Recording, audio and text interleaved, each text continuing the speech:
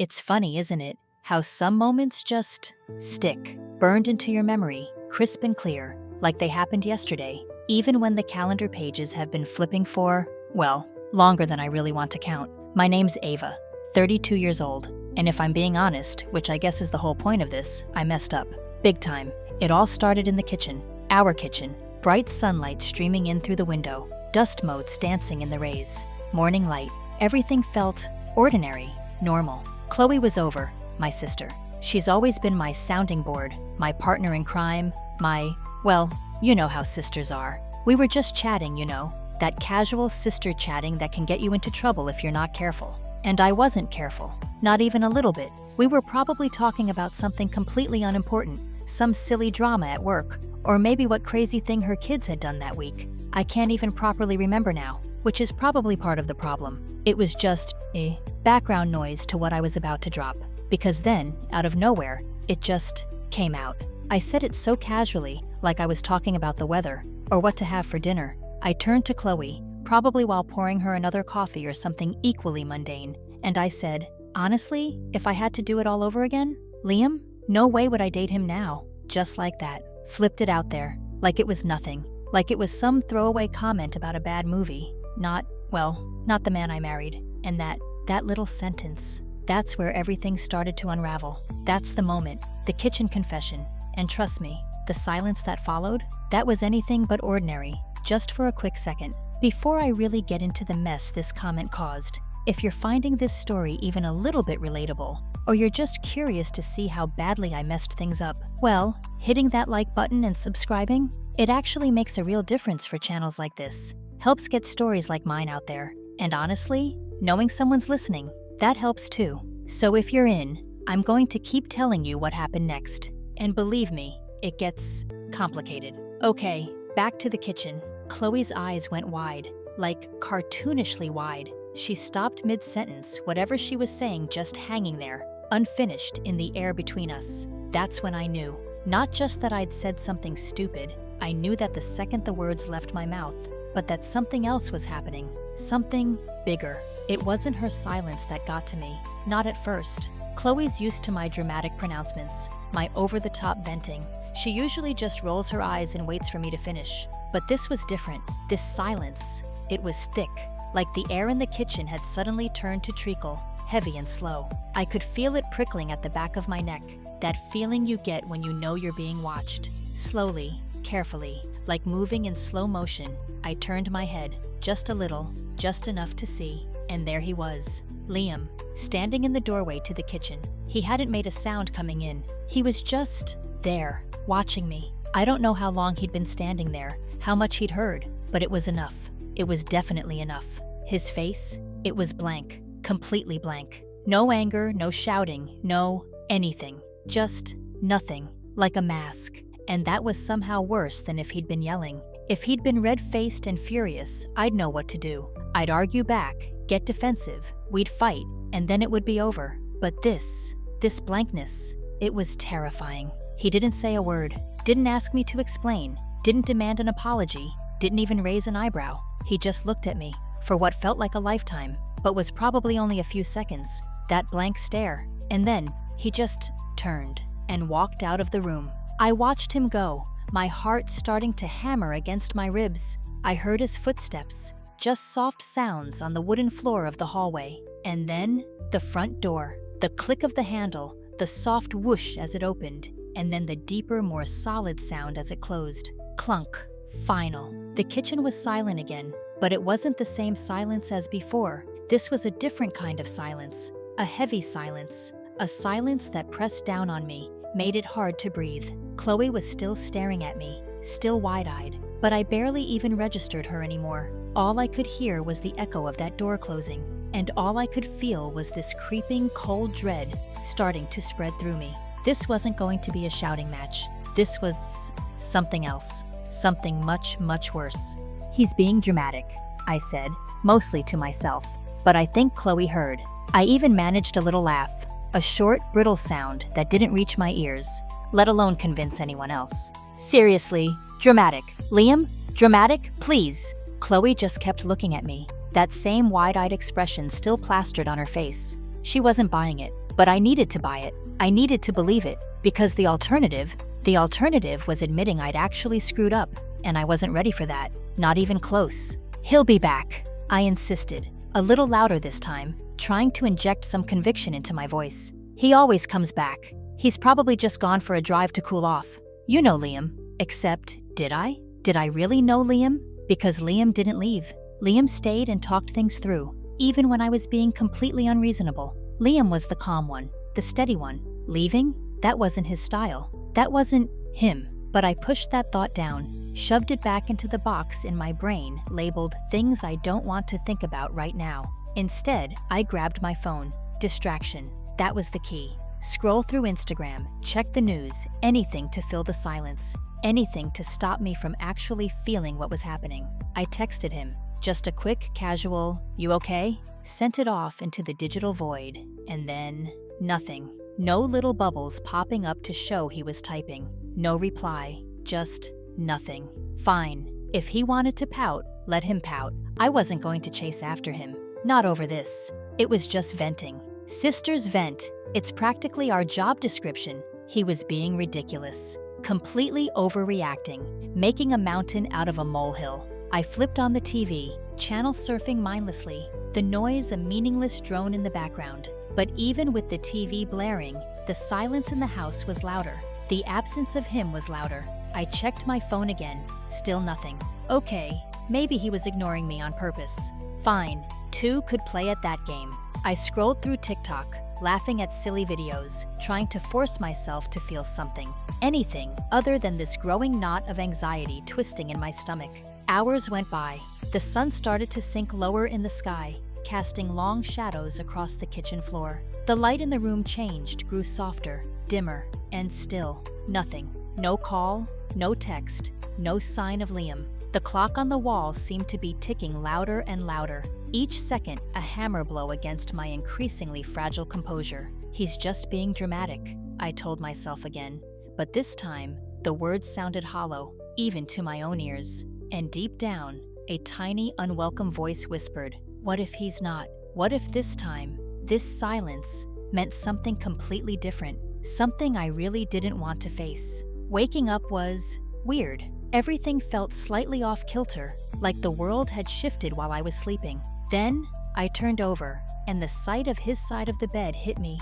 Empty, completely empty. The sheets still rumpled from where he'd slept. Not slept last night, just left. Sunlight was streaming in, all bright and cheerful, completely oblivious to the heavy gray feeling in my chest. It was a beautiful morning, except it wasn't, not really. I got out of bed, the cold floor shocking my bare feet awake. Went to the bathroom, went through the motions of my morning routine, everything feeling mechanical and distant. And there it was again. His toothbrush right next to mine, still dry, untouched. His razor, his shaving cream, his everything, still there, except him. Downstairs, his shoes were by the door, exactly where he always left them. His jacket hanging on the coat rack. All his things were here, just not him. It was like he'd vanished, leaving behind only these ghostly reminders of his presence. I made coffee, the familiar smell usually comforting, but this morning it just felt flat, tasteless, like everything else. I texted him again, another pathetic little message. "Where are you? Can we talk?" Sent it, then stared at my phone, willing it to vibrate, to light up with his name. Nothing.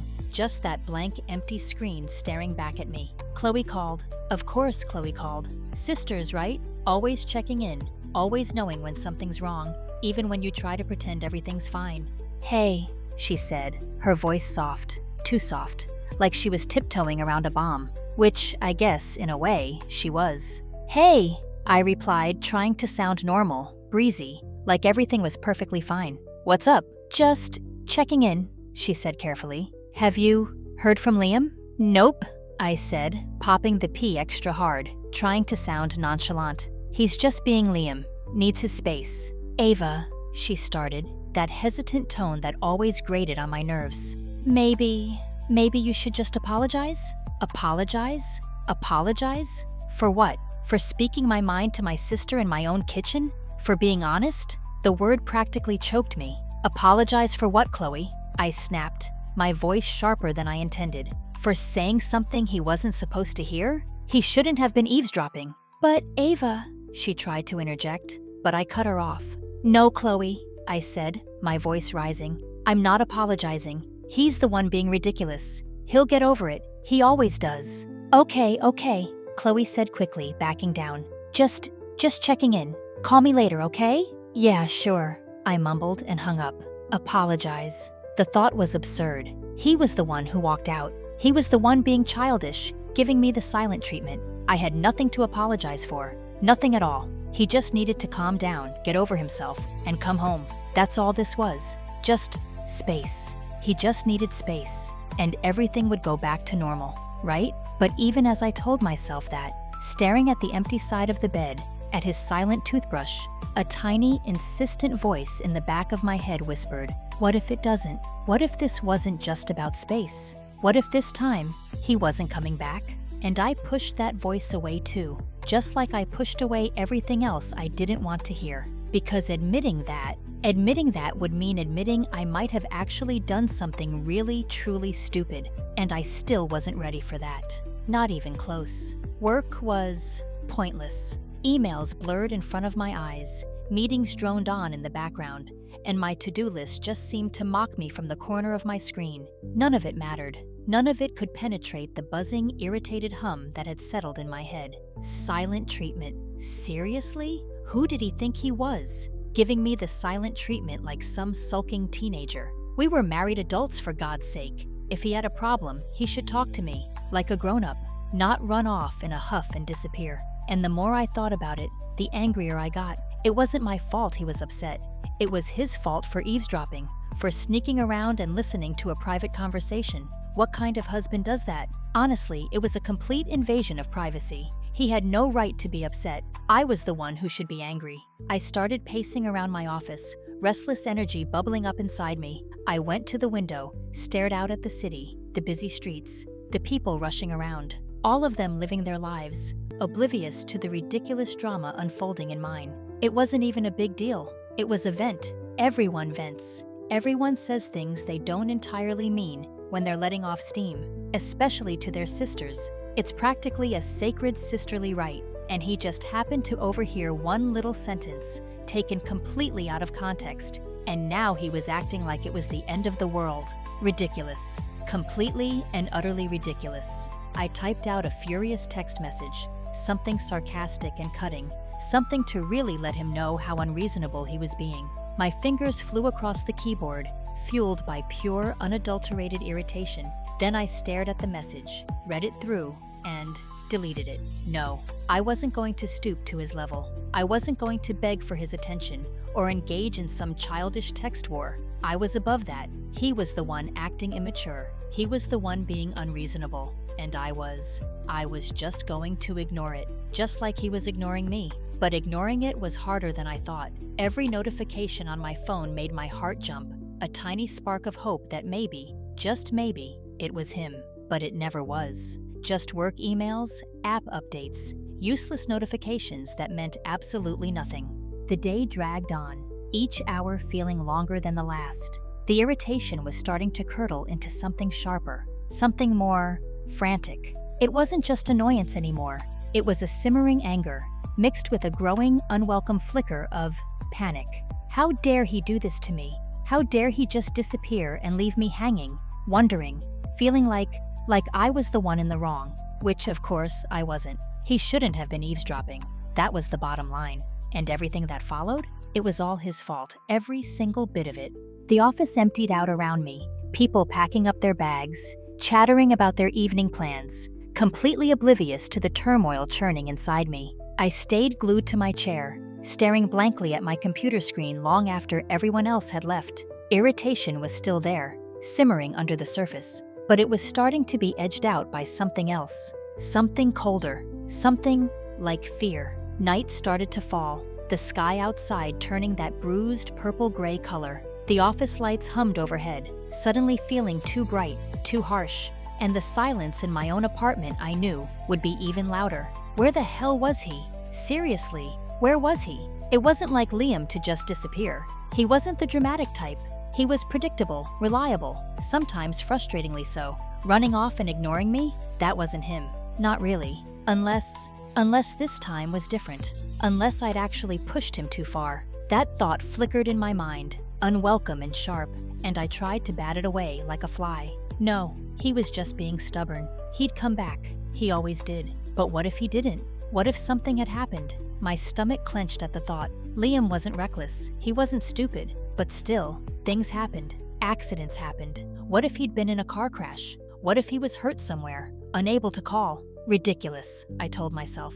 Completely ridiculous. He was probably just at some friend's place, sulking and feeling sorry for himself. But the image of him hurt, alone somewhere, it wouldn't leave my mind. I grabbed my phone again, my fingers suddenly clumsy and shaking. I called his mom. Her voice was warm and cheerful when she answered, completely unaware of the icy knot tightening in my chest. "Hey, sweetie, what's up?" "Hey, Mrs. Davis," I said, trying to keep my voice light, casual. Just checking in. Have you, heard from Liam lately?" "Liam? No, not today. Why? Is everything all right?" Her cheerfulness faded, replaced by a note of concern that mirrored my own. Yeah, everything's fine," I lied, the words tasting like ash in my mouth. "Just haven't talked to him today and wanted to make sure he was okay." Weak, pathetic, but I couldn't bring myself to tell her the truth, not yet. "Oh, well, he's probably just busy at work. You know how he gets. Don't worry, dear, I'm sure he's fine." She sounded reassuring, but it didn't reassure me, not even a little bit. I hung up, feeling even worse. Then I scrolled through my contacts, hesitating, then called Mark, one of Liam's closest friends. Same casual pretense, same flimsy excuse. Mark sounded genuinely surprised. Hadn't heard from him either. "Everything okay with you two?" he'd asked, and I'd had to bite back a sharp, defensive reply. "Yeah, fine, just checking," I'd mumbled, and quickly ended the call.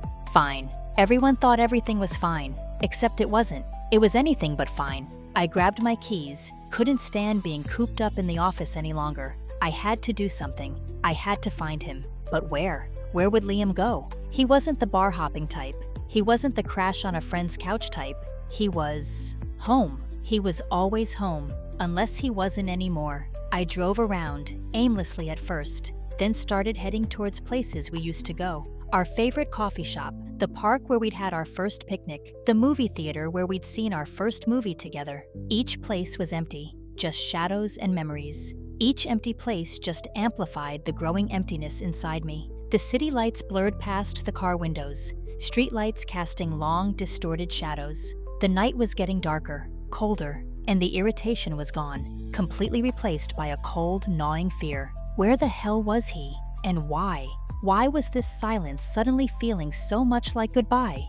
Back home, the silence was suffocating. His shoes still by the door, his toothbrush in the bathroom. They weren't comforting anymore. They were accusatory. Ghosts of his presence, mocking my denial. I wandered into the kitchen, aimlessly, restlessly, stood there staring at the front door, willing it to open, willing him to just walk back in, like this whole thing was some stupid misunderstanding, a bad dream I could just wake up from. But the door stayed stubbornly shut. Desperation, I guess, made me do it. I don't know what else to call it. I sat down at the kitchen table, pulled out my laptop, and logged into our online bank account. Just curiosity, I told myself. Just wanting to see if there were any unusual charges, anything that might give me a clue. I scrolled through the recent transactions, my eyes scanning the lines of numbers and descriptions, not really expecting to find anything. And then I saw it. A charge from earlier that day. Hotel Hut, a cheap generic hotel chain a few miles away. A hotel. Liam? In a hotel? Alone? Relief washed over me, so strong it almost buckled my knees. He was okay. He wasn't hurt. He wasn't in an accident. He was just in a hotel, hiding. And then the relief curdled, turning sour, bitter. Anger flared up, hot and sharp. A hotel? Seriously? He was hiding out in some cheap hotel, avoiding me like I was some kind of plague, like I wasn't even worth talking to. The nerve of him! I grabbed my phone again, my fingers stabbing at the screen, pulling up the hotel's number. My heart was pounding now, a mix of relief and furious indignation. I was going to call them. I was going to demand to speak to him. I didn't even know what I was going to say, but I had to say something. The phone rang and rang and rang. Finally, someone picked up. A bored-sounding voice, all fake politeness and practiced customer service. Hotel Hut, this is Sarah. How can I help you? Yes, I'm trying to reach a guest, I said, my voice tight, strained. Liam Davis. Is he staying there? Silence. Then, that fake polite tone again, even more pronounced this time. I'm sorry, ma'am, but I can't disclose any information about our guests due to privacy regulations. Privacy regulations? I practically sputtered. He's my husband. I just need to know if he's there, if he's okay. I understand, ma'am, but I still can't confirm or deny whether a guest by that name is staying with us. Is there anything else I can assist you with? Her voice was like ice, completely unyielding. I wanted to scream, to yell, to demand, to threaten, but what was the point? She wasn't going to budge. With a frustrated sigh, I hung up, slamming the phone down on the table, hiding. He was deliberately hiding from me, avoiding me, like I was the enemy, like I was something to be ashamed of. My fingers hovered over the keyboard, tempted to type out another angry text. I know where you are, I could write. Stop being childish and come home so we can talk. But then I hesitated. No, that was too desperate, too pleading. If he wanted to act like a coward, let him. I wasn't going to beg. I deleted the text, the words vanishing from the screen like they'd never existed. But the knot in my stomach didn't vanish. The anger was still there, simmering, but underneath it, something else was growing. A cold, unwelcome feeling. The feeling of being out of control, of him having all the power. And that was something I couldn't stand. Liam was supposed to be the one chasing me, the one forgiving me, the one who just let things slide. That's how it always worked. So why wasn't it working now? Desperate. That's the only word for it. That's how I felt the next afternoon, sitting in my car, keys in hand, staring at the address of that cheap hotel on my phone. Desperate. I didn't care anymore about being angry, or being right, or being in control. I just needed to see him. Needed to know he was really okay. Needed something. Anything. I drove there in a haze, the city streets blurring past me, my mind racing, a chaotic jumble of anger, fear, and a growing, unwelcome sense of guilt. The hotel was exactly as I'd pictured it. Bland, generic, anonymous. A cheap box on the side of the highway. The kind of place you stayed when you were just passing through, when you didn't want to be found, when you wanted to disappear. I parked the car, my hands shaking so badly I could barely turn off the ignition. Took a deep breath, tried to straighten my shoulders, tried to look like I knew what I was doing, even though inside I was a mess of frayed nerves and unraveling composure. The lobby was just as impersonal as the outside. Cheap furniture, harsh fluorescent lights, the faint smell of stale coffee and cleaning products. A couple of people milled around, looking tired and transient. It felt temporary, empty. I walked up to the front desk, forcing a smile at the same bored-looking clerk who'd answered the phone. "Hi," I said, my voice coming out too high, too tight. I'm looking for my husband, Liam Davis. He's staying here?" She looked at her computer screen, her fingers tapping on the keyboard, her expression utterly blank. "And you are?" she asked, her voice devoid of any warmth or personality. "I'm his wife," I said, maybe a little too sharply. "Lindsay Davis, I need to see him. It's important." She looked back at the screen, then back at me, that same fake customer service smile plastered on her face. "I'm sorry, ma'am," she said, the words like a pre-recorded message. "I cannot confirm or deny whether a guest by that name is staying here due to guest privacy." "But he's my husband," I snapped, my voice rising, the desperation finally breaking through. "Don't you understand? He's gone missing. I just need to know he's safe." "I understand your concern, ma'am," she said, still smiling that frozen, meaningless smile. "But hotel policy is hotel policy. I cannot release any guest information." She didn't even blink, didn't even flicker an eyelash of sympathy, just that same blank, unyielding wall of polite indifference. Defeated, I turned and walked away, my shoulders slumping, the fight draining out of me. Back to my car, back to the empty parking lot, back to the silence. I sat there, staring at the steering wheel, the cheap plastic cold under my hands, and something shifted inside me. Something hard and brittle cracked and crumbled. The anger, the irritation, the self-justification, it all started to fade, replaced by something else. Something colder, heavier, more real. Fear. Real, bone-deep fear. What if he wasn't coming back? What if I'd really done it this time? What if I'd pushed him too far, past the breaking point? And what if deep down, I knew it wasn't just about that stupid comment to Chloe. This wasn't the first time I'd let my mouth run away with me. It wasn't the first time I'd put my own feelings, my own wants, ahead of his. Maybe this time, he'd finally had enough. And for the first time, a tiny, fragile voice whispered in my heart, a voice I'd been ignoring for days, a voice I couldn't ignore any longer. What if you've already lost him? And the fear, the cold, creeping fear, told me maybe, just maybe, that voice was right. It was late evening when I got back from the hotel, the house dark and silent, swallowing me whole.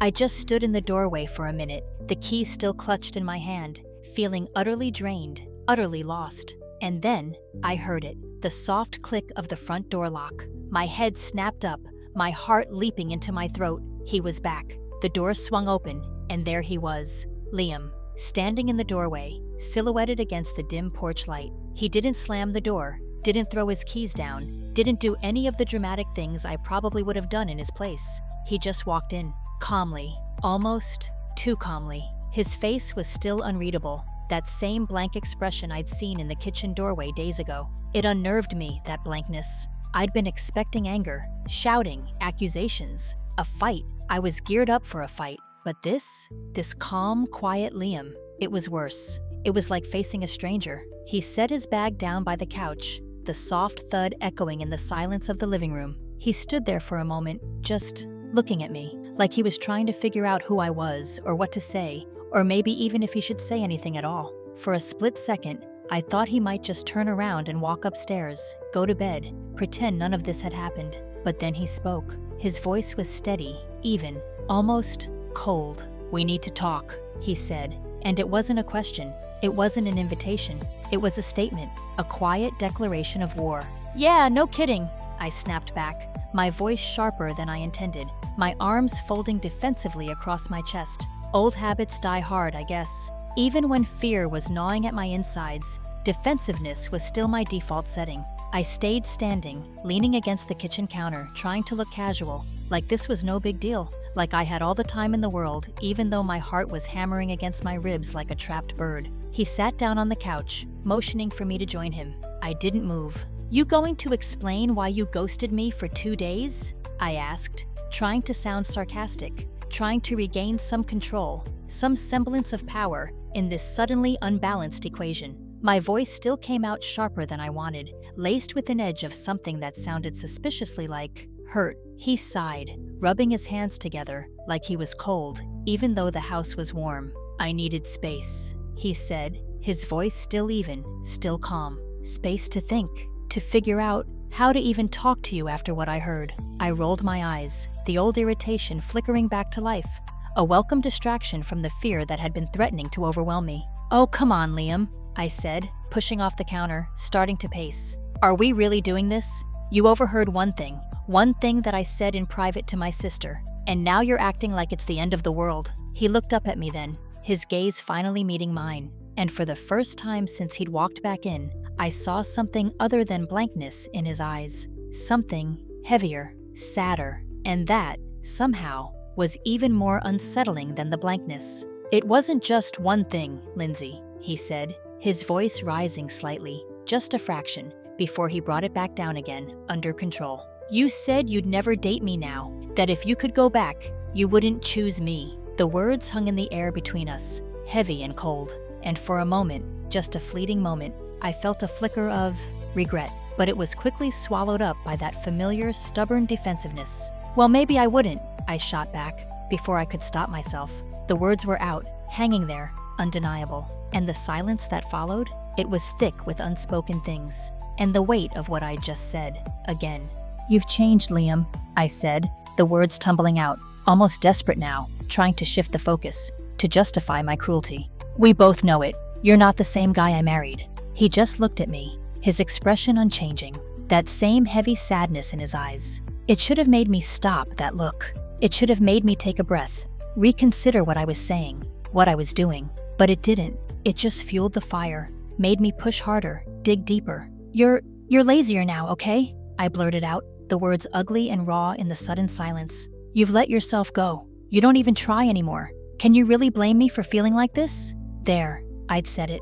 All the unspoken criticisms, all the little resentments I'd been holding on to, all the unfair, petty judgments I'd been silently making, I'd just thrown them all at him, like stones. And even as the words left my mouth, a tiny, horrified voice inside me screamed, "Stop! Stop, Ava! What are you doing?" But I couldn't stop.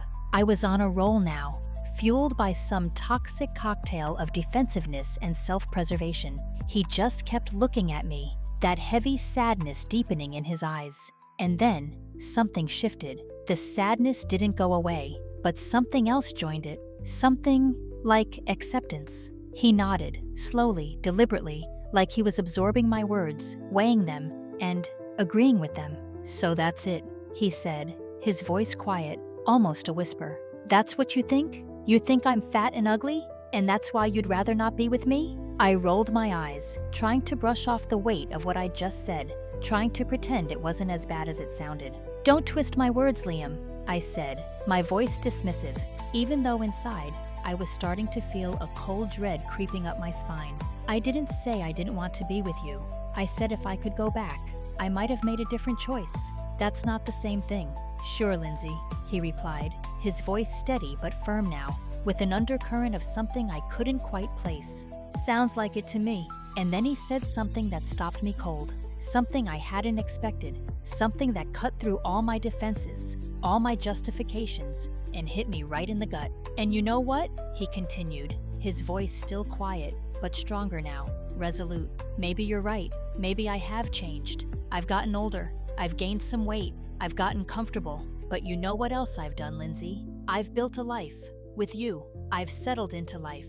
With you. We've settled into life together. Or at least..." He paused, his gaze locking onto mine, unwavering. "At least, that's what I thought we were doing." His words hung in the air, heavy and accusing. And for the first time, I felt my face flush. Not with anger, not with irritation, but with embarrassment. And something else. Something that felt a lot like guilt. But even then, even with that uncomfortable flush creeping up my neck, even with that cold knot of guilt tightening in my stomach, I still couldn't bring myself to admit I was wrong. Not yet, not even close. Instead, I doubled down, again. "Don't make this about me, Liam," I shot back, my voice rising again, that familiar defensiveness kicking in, overriding the flicker of guilt.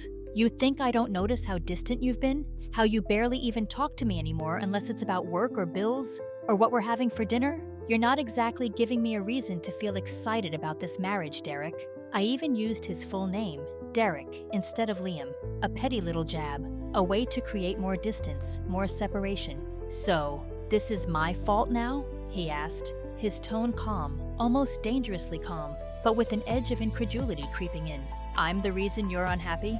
The reason you don't respect me enough to keep a conversation like that between you and your sister out of earshot?" I threw my hands up in frustration, pacing faster now, the room feeling too small, too confined. "You're twisting everything, Liam. I'm just saying, maybe if you put in a little more effort, worked out, showed some interest in me like you used to, I wouldn't feel like this." He just stared at me for a long, silent moment, his gaze unwavering, intense. And then he did something I really didn't expect. He stood up, slowly, deliberately, and looked me straight in the eye, really looked at me, like he was seeing me for the first time, or maybe for the last time. "You know what, Lindsay?" he said, his voice steady, quiet but with a new strength, a new resolve I hadn't heard before. "I think this says more about you than it does about me." "What's that supposed to mean?" I snapped, a sudden surge of panic rising in my chest. He wasn't yelling, he wasn't fighting back, he wasn't even raising his voice. He was just calm, and that calmness, that quiet resolve, was more terrifying than any shouting match. "It means," he continued, his voice still steady, still quiet, but with an undeniable weight behind it, "that you don't see what you have. You've got someone who's been here for you, through all of your impulsive decisions, your spending habits, your ups and downs, someone who's never judged you for any of it. And instead of appreciating that, you look for reasons to tear me down." I opened my mouth to argue, to defend myself, to lash out again, but he held up a hand, stopping me. "I know I'm not perfect," he said. "I know I've changed, but so have you, Lindsay, and not in a way that makes this marriage easier. You've turned into someone who doesn't take accountability, who lashes out instead of having a real conversation, and who would rather blame me than look in the mirror." His words hit me like a physical blow, each syllable landing like a punch. But even then, even with the sting of his words, even with the cold dread tightening its grip around my heart, I still couldn't bring myself to admit he might be right. Instead, I lashed out again, that familiar destructive pattern taking over. "Oh, so now you're perfect?" I sneered, my voice dripping with sarcasm. "The saint who's been holding this marriage together while I'm the problem?" He shook his head, a weary, defeated gesture. He picked up his bag again, slinging it over his shoulder. "No, Lindsay," he said, his voice softer now, but no less resolute. "I'm not perfect, but at least I'm trying to be better. And I'm done," he said, his gaze sweeping between us, encompassing the room, the house, our life together. "I'm done standing here and letting you make me feel like I'm not enough. If you can't see the value in me anymore, maybe we need to take a step back." I froze, the sarcasm draining away, replaced by a sudden, chilling fear. What are you saying?" I whispered, the words barely audible. "I'm saying," he replied, his gaze locking onto mine again, his voice quiet but firm, final. "I need more than this, Lindsay, and if you're not willing to work on it, then maybe I shouldn't be here anymore." And then, he just turned and walked out. He didn't yell, didn't slam the door, didn't make a scene. He just walked out, leaving me standing there, stunned, breathless, and more confused, more terrified than I'd ever been in my life, leaving me alone in the silence. A silence that felt heavier, colder, and more final than any silence I'd ever known. The weeks that followed, they were a blur, a gray, suffocating blur of emptiness and silence. Reality hit hard. Liam wasn't coming back. Not for dinner, not for the night, not ever. Every time I walked into the house, the emptiness was physical, pressing down on me, stealing the air from my lungs. It wasn't just that he was gone, physically absent. It was the silence, the complete and utter absence of his presence. That's what cut the deepest. The house felt hollow, echoing with the ghost of our life together. The TV droned on in the background, filling the silence with meaningless noise. But it didn't help. Nothing helped. Sleep was fractured, restless, haunted by dreams I couldn't remember, but woke up from with a cold dread clinging to me. Days bled into nights, then back into days again, each one indistinguishable from the last. I went through the motions of my life, work, errands, the occasional forced outing with Chloe, but it all felt distant, unreal, like I was watching someone else's life from behind a thick pane of glass. I started reaching out to him, tentatively at first, testing the waters, sending out these weak, pathetic little digital tendrils, hoping to find some connection, some sign that he wasn't completely gone. A text message here, an email there, just checking in, trying to sound casual, breezy, like everything was normal, even though nothing was normal. The responses I got back were polite, distant, cold, digital ice. "Hope you're doing okay? I'll come by this weekend to grab my things." That was it. Short, clipped sentences, devoid of any warmth, any emotion, no opening for conversation, no flicker of anything. He was there, on the other end of the digital line, but he was miles away, light years away. He wasn't cruel, not exactly. He wasn't mean or dismissive, but it was clear, so painfully clear. He was done being vulnerable, done being open, done being Liam, with me. The weekend stretched ahead, vast and empty. The house felt bigger, colder, echoing with every sound, every silence. I walked through the rooms, touching his things, his books, his clothes, the coffee mug he always used, like they were relics of a lost civilization. And in a way, they were our civilization, our life together, lost, gone. The silence was a constant companion, a heavy, suffocating presence that followed me from room to room, from day to night. Weeks of silence, weeks of emptiness, weeks of slowly, agonizingly realizing the truth.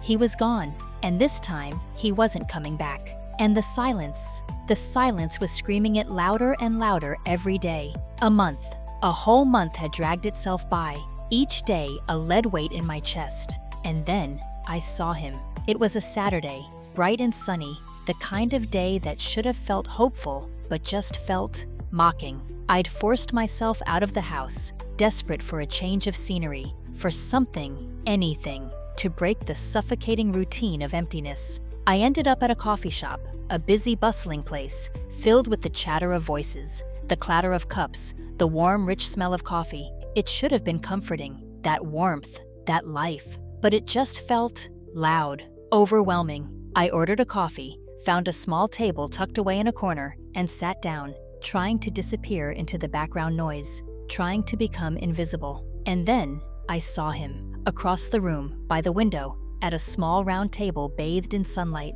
Liam. My breath hitched in my chest, my heart slamming against my ribs. It was him, unmistakably him, but different. He looked lighter, brighter. There was a spring in his posture, a relaxed ease I hadn't seen in months, years, and he wasn't alone. Sitting across from him was a woman. I didn't recognize her. She was pretty, in a quiet, understated way. Not stunning, not flashy, but natural, effortless. She had this open, easy smile, and her eyes crinkled at the corners when she laughed. And she was laughing, with Liam. I watched them, frozen, invisible in my corner. They were talking, leaning in close, their heads bent together, and he was smiling, really smiling. Not that strained, polite smile he'd been giving me for months, but a genuine, open, happy smile. And he was laughing too. A real laugh, full and warm, the kind of laugh I used to love to hear, the kind of laugh I realized I hadn't heard in, I couldn't even remember.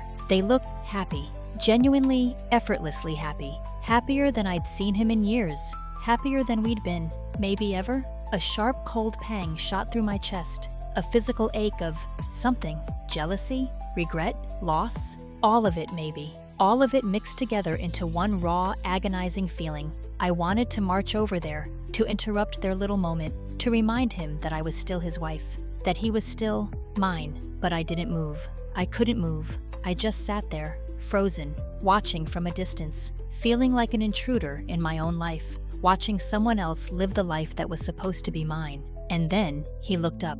His gaze swept across the coffee shop, and for a split second, his eyes met mine. His smile faltered, just for a moment. Recognition flickered in his eyes, but there was no anger there, no upset, no accusation, just acknowledgement. He saw me. He knew I was there. He gave me a small nod, a brief, almost formal nod, an acknowledgement, and then he looked away, turned back to the woman across the table, and went back to his conversation, back to his laughter, back to his happiness. It was like I was already a memory to him, something he'd moved past, something he'd left behind, like I was a ghost, haunting a life that wasn't mine anymore. And he was alive.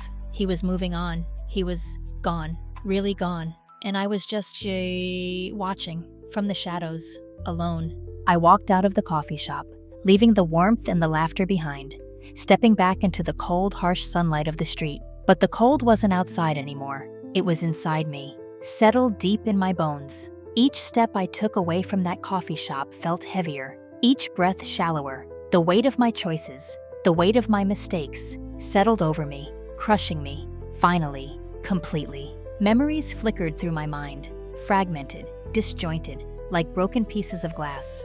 Liam's smile, his laugh, the way he used to look at me, the way he used to hold my hand. Our wedding day, dancing in the kitchen, quiet nights on the couch, just us. All those moments, once bright and warm, now tinged with a deep, aching sadness, a sharp, stinging regret. I'd spent so much time blaming him, picking at his flaws, magnifying his imperfections, focusing on everything he wasn't, everything I thought he should be. I'd been so busy tearing him down, piece by piece, with my words, with my criticisms, with my constant unspoken judgments. I'd been so focused on what I wasn't getting, what I thought I deserved, that I hadn't seen what I had. I hadn't seen how much he was giving me, how much he was. And now it was too late. He was gone, moved on, happy. And I was alone, truly, utterly alone.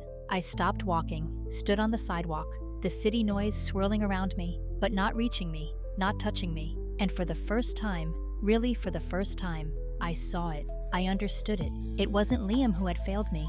It wasn't him who had broken us, who had walked away, who had given up. It was me. I failed him. I failed us. And in the end, I failed myself.